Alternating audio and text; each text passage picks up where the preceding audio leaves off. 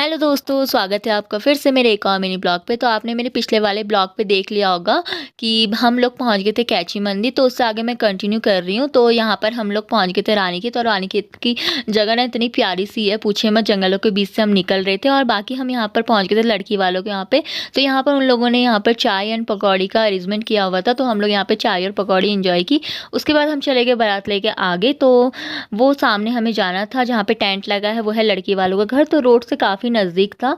और उसके बाद यहाँ पर हो गया था डांस शुरू। तो मेरी बहन यहाँ पे डांस करी, तो हमने सोचा हम भी अपनी कमर हिला लेते हैं। तो ये तो शुरू हो गई थी।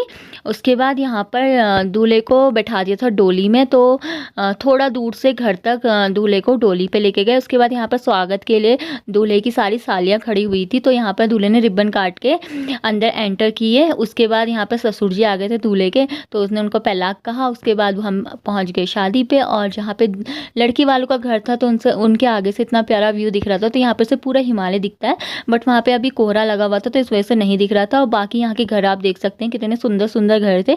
उसके बाद हम चले गए थे खाना खाने के लिए। खाना जो लड़की वालों का घर था उससे थोड़ा दूर था, तो यहाँ पे हमने खेतों में बैठ के खाना खाया है। तो पहाड़ी शादी का मज़ा तो खेतों में बैठ के ही खाने में है। तो यहाँ पे मेरा भाई और मैं बैठ के आराम से खाना खाए थे। उसके बाद हम लोग चले गए थे वापस जयमाला देखने के लिए। तो पीछे से ये है मेरे छोटे मामा। तो उसके बाद हम लोग सब के सब खाना पीना खा के चले गए थे। बट अभी वहाँ पर फ़ोटो सेशन ही हो रहा था, तो यहाँ पर अलग अलग पोज में इनकी फ़ोटो क्लिक हो रही थी। उसके बाद आ गई थी यहाँ पे जयमाला के लिए लड़की।